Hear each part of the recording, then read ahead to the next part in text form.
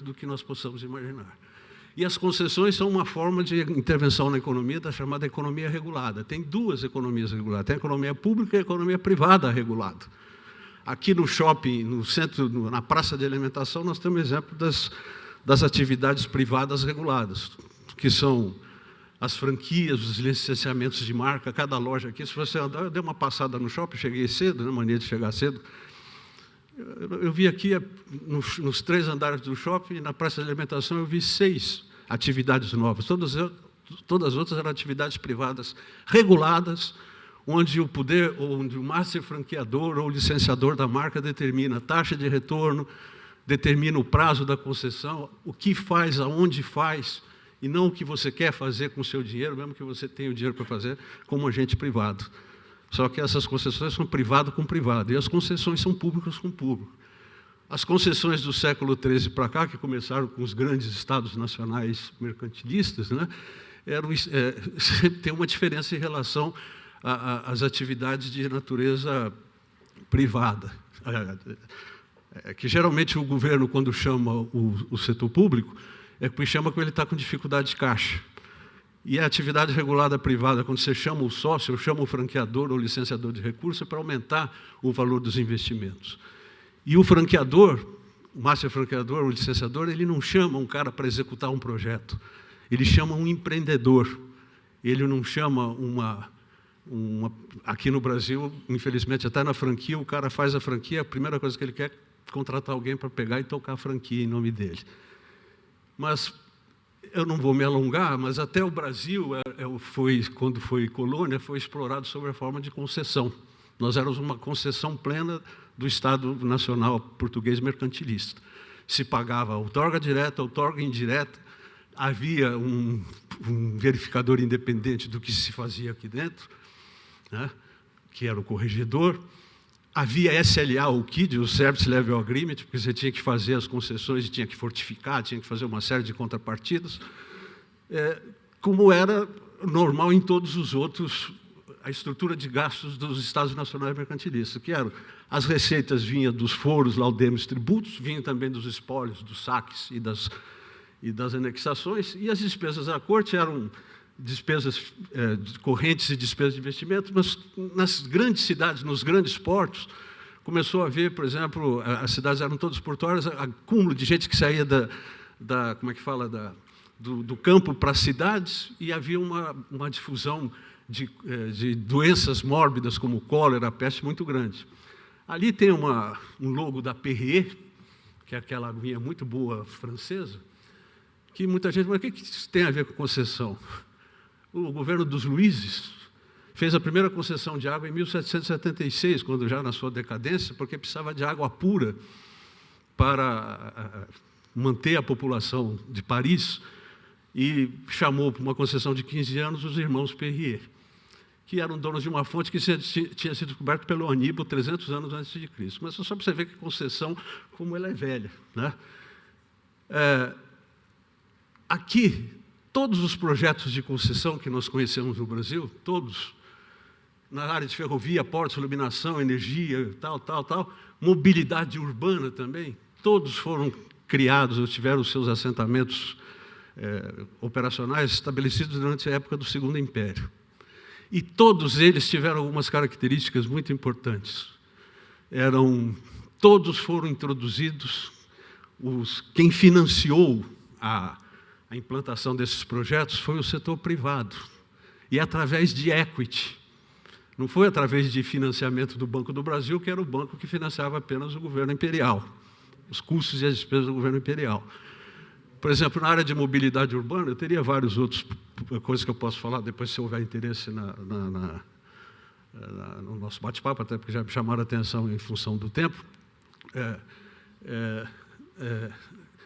Todos significaram mudanças profundas na estrutura econômica. Nós agora acabamos a Copa e estávamos apavorados na Olimpíada com o problema da poluição da Baía da Guanabara. O Brasil, no Segundo Império, era a terceira cidade do mundo que desenvolveu as concessões de esgotamento sanitário. Na Rio de Janeiro Improvements Company Limited, que é a atual SEDAI Rio de Janeiro, que vai ser objeto faz parte desse pacote de 30 bilhões que o governo colocou à venda para gerar caixa nesse novo ciclo do PPPs. Se você olhar uma série de empresas que estão no Brasil, como a Siemens, como a GE, como a Braskem, várias do setor alemão, dos países alemães ou nórdicos, eu não me lembro se a Voith, que é um dos patrocinadores que eu vi na carteira também, todas vieram para cá, ainda antes, na época do Império e depois da Primeira República, para desenvolver atividades ligadas à área da concessão. E todas elas trouxeram tecnologia, foram sócias. A Siemens, por exemplo, no caso da mobilidade urbana, foi a segunda empresa, foi Salvador,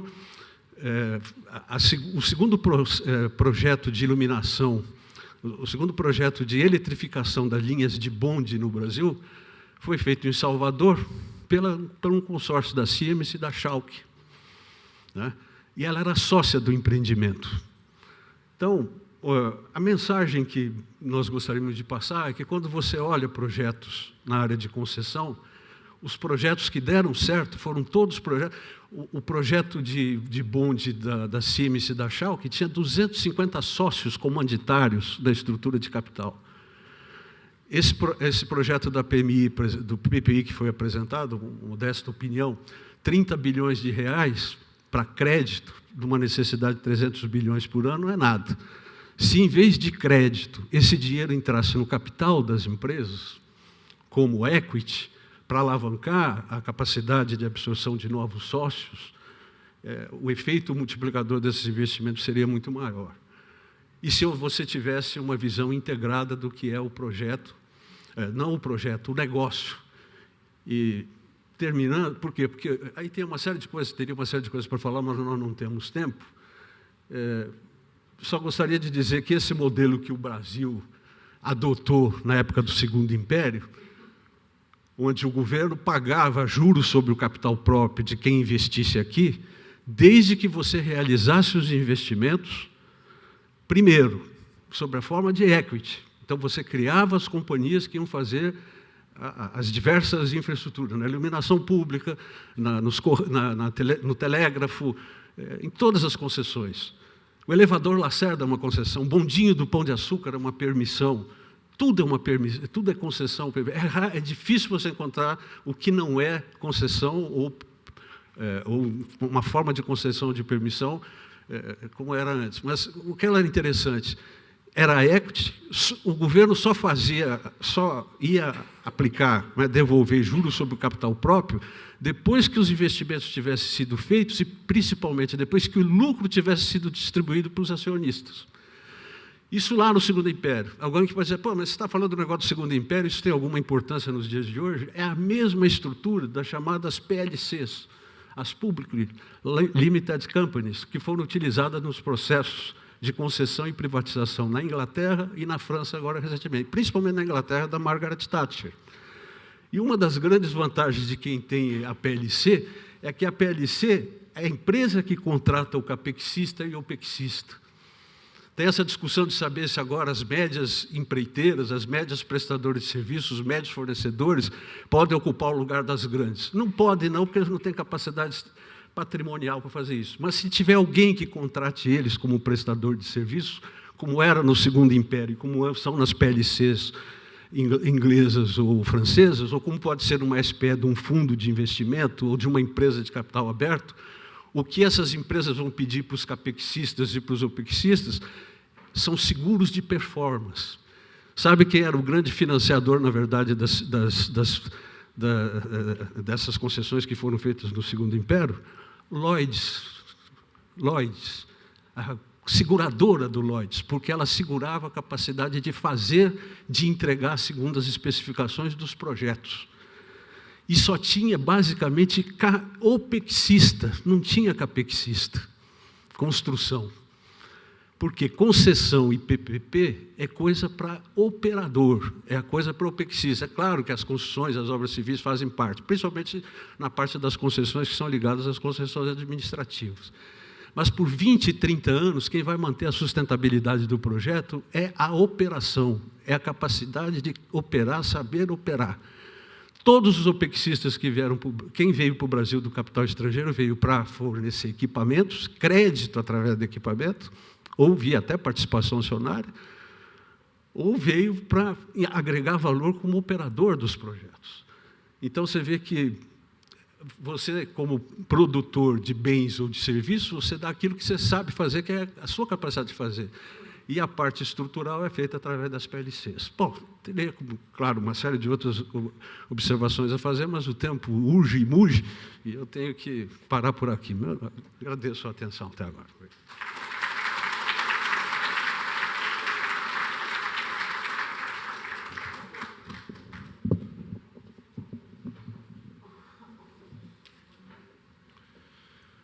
Muito obrigado, senhor Saulo. Eu quero registrar e agradecer a presença, convidando a sua apresentação, a senhora Thaís Rei Grandes Olha, assessora da Secretaria de Governo do Estado de São Paulo. Uma salva de palmas, por gentileza.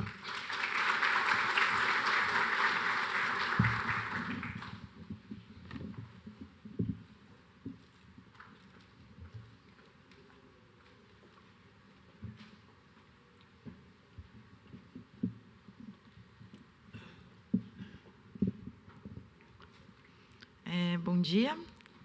Eu preparei uma apresentação muito breve, tentando passar aí por 3 modelos que já foram vivenciados pelo Estado em concessões de metrô, e a ideia é que depois a gente debata. Então, os modelos, uma primeira parte sobre os modelos testados, falar alguma coisa sobre alocação de riscos e desafios verificados, e passar um pouco pelo projeto aí de concessão das linhas 5 e 17, falando o que ele traz de novo e quais são os desafios que têm sido encontrados. A ideia aqui é trazer uma opinião muito particular, minha, sem qualquer postura institucional sobre qualquer coisa. Então, os modelos... O primeiro modelo da linha 4, primeiro PPP de concessão, PPP em metrô, primeiro PPP do Brasil, chegou-se à conclusão de que o poder concedente faria a implantação das obras e a operação ficaria com o privado. A questão dos materiais rodantes, do material rodante, dos equipamentos e dos sistemas, houve um certo compartilhamento aí, a maioria pelo público, mas com algumas responsabilidades para o privado também. Na linha 6, um modelo completamente diferente, onde você transfere integralmente tanto a implantação das obras, quanto a operação, quanto a implantação e fornecimento de material rodante, equipamentos e sistemas para o privado. E aí, quais foram as highlights, as principais discussões? Linha 4, você tinha um risco de atraso na implantação das obras, que poderia impactar no projeto. A discussão das bandas, do risco de demanda, em razão do aumento da rede e de linhas de ônibus e outros modais dentro do Estado, e o risco de interface dos equipamentos e sistemas. Na linha 6, a questão da desapropriação foi um risco considerável, tanto que gerou a deserção da primeira tentativa de licitação desse projeto. Existe a questão da arqueologia e da geologia, por um projeto com as características de um metrô, né? A questão do licenciamento ambiental, que foi mitigado pela responsabilidade do poder público em obter, pelo menos, a licença prévia, e também o risco de demanda e de financiamento, que é o principal risco hoje que está sendo enfrentado. E aí, na linha 4, existe o risco do atraso nas obras realmente foi verificado e está sendo uma questão bastante trabalhada dentro do Estado, que ensejou a necessidade de você criar soluções no contrato que não eram previstas originalmente, por exemplo, a questão da operação parcial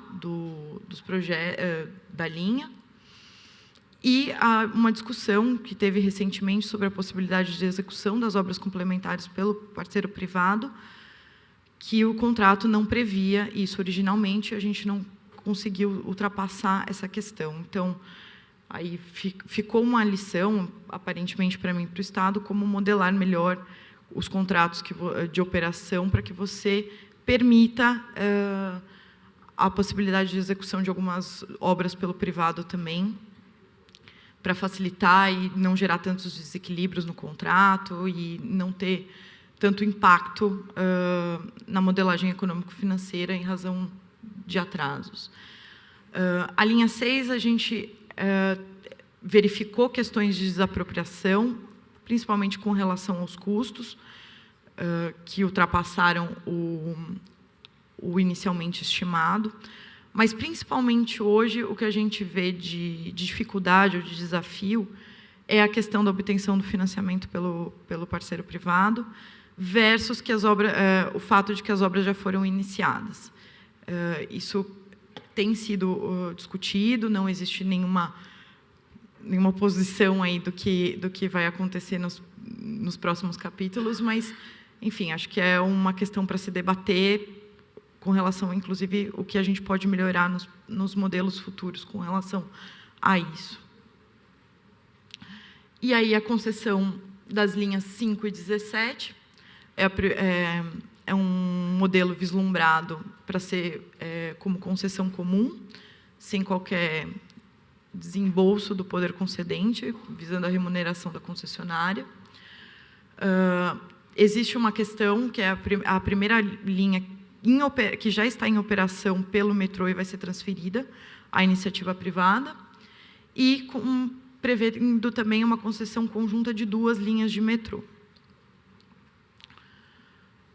Os desafios que têm sido discutidos pelo grupo que está elaborando esse projeto e pela MIP, o processo de chamamento público que a iniciativa privada trouxe, acho que dá para elencar alguns desafios aí dessa modelagem, que é a questão da transição operacional. Enfim, é uma linha em operação que vai ser transferida, então existe a necessidade de você acompanhar muito bem e garantir a segurança durante todo esse processo, sem interromper a operação da linha 5. Existe a questão do risco de demanda, que é um risco em todos os projetos, dessas características, e aí houve uma discussão sobre a possibilidade de compartilhamento do risco de demanda num projeto de concessão comum. Houve uma intenção muito clara do Estado em você gerar incentivos para que o concessionário não ficasse, a gente brinca, né? Não ficasse sentado esperando que o poder concedente desse todas as soluções quando algum risco é materializado. Então, tentar criar mecanismos que incentivassem com que ela assumisse, por exemplo, uma operação, já assumisse a operação se não houvesse impedimentos para que isso acontecesse, conseguisse assumir algumas obrigações de conclusão dos investimentos que têm que ser feitos.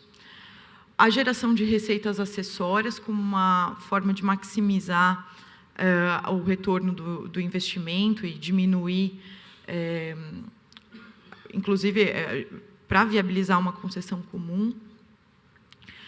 E garantias para recebimento da remuneração também com relação à questão, né? A tarifa, sendo um projeto de concessão comum, remunerado exclusivamente por tarifa, eu poderia prever garantias nesse contrato. Isso, enfim, discussões, né? Se o Estado poderia dar alguma forma de garantia nisso, pela clearing, enfim. Nenhuma dessas questões estão totalmente fechadas, isso foram discussões do grupo que eu estou trazendo aqui para a gente, enfim, discutir e trazer para o fórum. É isso.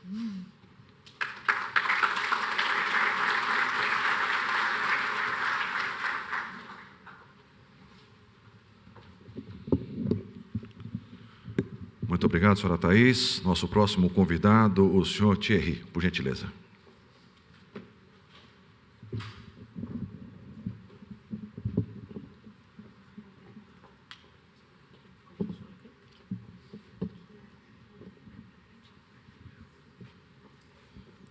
Bom dia a todos. Gostaria de agradecer ao presidente Emiliano pela oportunidade e, em nome do nosso secretário nacional de Mobilidade Urbana, José Roberto Generoso, saudar os demais colegas e amigos presentes. Eu vou fazer uma breve apresentação sobre o empreendimento PPP Linha 6, já contratado, em execução. Então, as características básicas do projeto, lembrando que o projeto original, um projeto funcional que foi desenvolvido pela Companhia do Metropolitano, uma linha de 15,3 km, integralmente subterrânea, com 15 estações, 18 poços, 22 trens, um único pátio na Zona Norte. A previsão de carregamento de demanda no seu primeiro ano de operação, em 2020, de cerca de 633 mil passageiros. Uma mobilização em canteiro, no pico da obra, de 9 mil trabalhadores e, depois, na fase de operação, cerca de 1.000 colaboradores na concessionária. Então, essa linha tem vocação a conectar a região norte da cidade de São Paulo com as regiões oeste e centro, integrando com a atual rede metroferroviária em 3 pontos, linha 7 Rubi, na estação Água Branca, linha 4 amarela, na estação Higienópolis Mackenzie, e linha 1 azul, na estação São Joaquim. Ademais, a concessionária da linha 6 tem no seu escopo a construção de 3 terminais urbanos de ônibus na zona norte da cidade de São Paulo, integrados às suas estações, Brasilândia, Vila Cardoso e João Paulo I. Terminais esses que serão operados também pela concessionária. Esta é a atual composição do consórcio, né, da sociedade de propósito específico, os acionistas, 3 empresas de infraestrutura brasileira e um fundo que pertence a essas mesmas empresas. As data-marco desse contrato, esse contrato ele foi modelado, né, na gestão passada, com apoio do Banco Mundial. A assinatura dele ocorreu em dezembro de 2013, a vigência no início de 2014, e as obras foram iniciadas em janeiro do ano passado. E a previsão de início da operação comercial hoje é 2021, após 7 anos de implantação. Então, as diferentes fases do contrato, né, fase preliminar entre a assinatura e a vigência, de 5 meses. Será que é possível recentrar o... Obrigado. A fase de implantação, de que hoje estimada em 7 anos, com todas as suas atividades, que eu não vou detalhar agora, e a fase 2, chamada fase de operação, né, com seus 19 anos. Então, é o que se chama uma primeira PPP integral metroviária, né, com implantação e operação, manutenção por um mesmo concessionário durante 25 anos.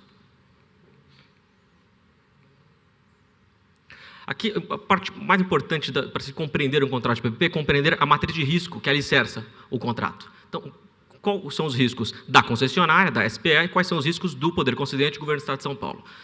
Inflação, taxa de câmbio, custo de dívida, taxa de juros, custo de construção, risco de engenharia, risco de operação, riscos ambientais, todos riscos exclusivos da concessionária. Demanda, geologia, interferências, riscos compartilhados, mecanismos de compartilhamento já previstos em contratos, já está mitigado no contrato. E riscos exclusivos do Estado do Poder Concedente, arqueologia, reassentamento de vulneráveis, desapropriações, que hoje já estão praticamente concluídas, liberação de áreas públicas, no caso aqui unicamente áreas públicas municipais, e a interface com os diferentes operadores da rede, né? Metrô, CPTM e os ônibus municipais, no caso o SP Trans. Aqui, ordem de grandeza dos custos de investimento, né? Lembrando que esse custo de investimento é dividido entre os parceiros, de forma equânime. O parceiro público, o Governo do Estado de São Paulo, que aporta recursos durante a fase de implantação, são 118 eventos, nós pagamos por evento de obra, né?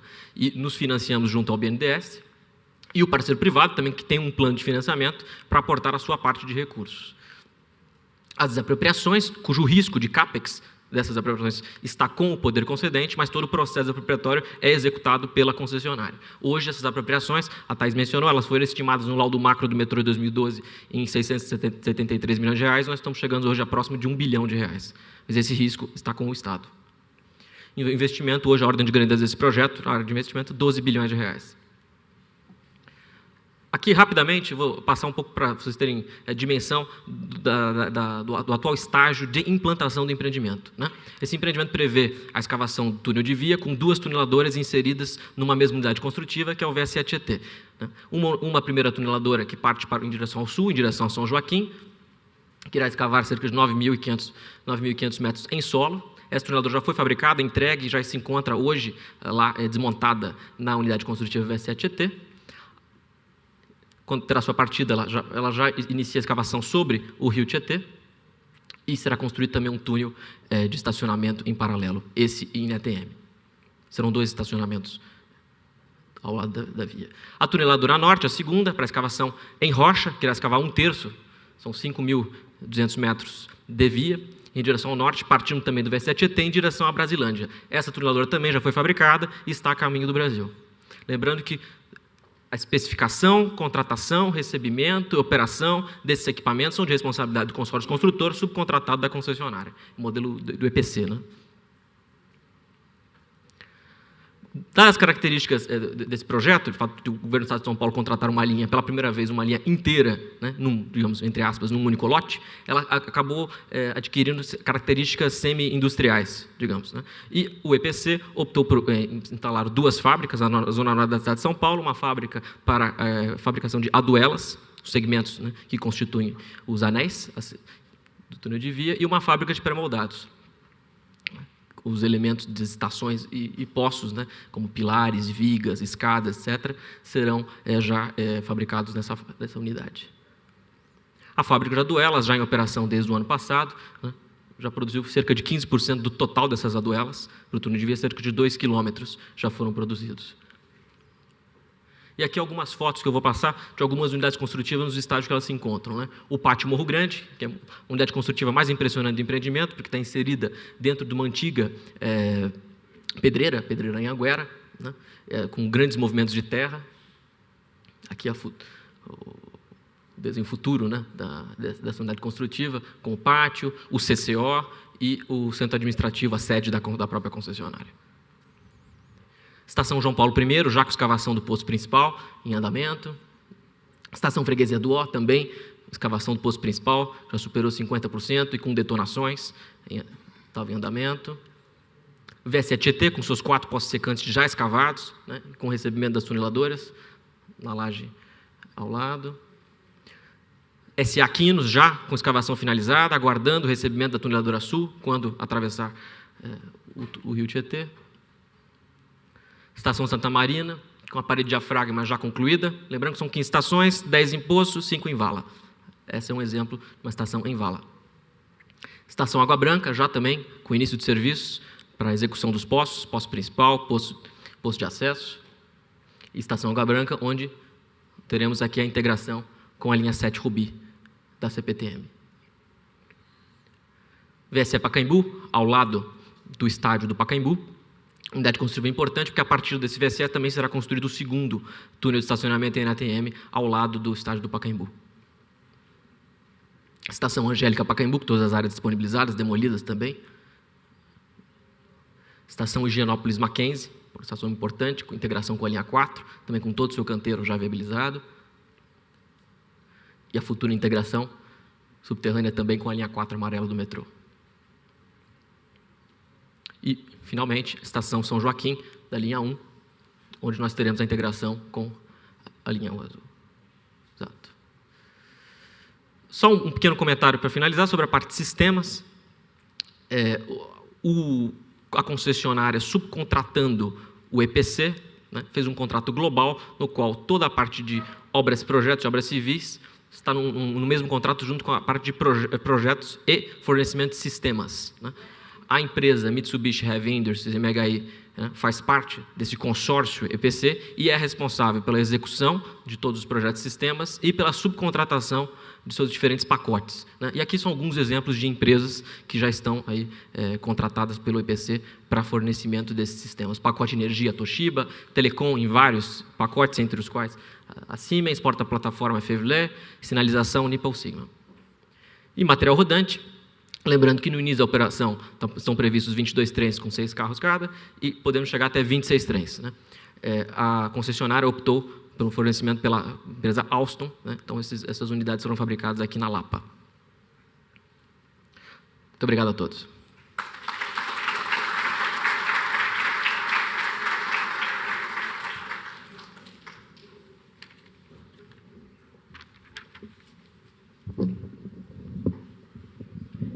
Senhor Ailton.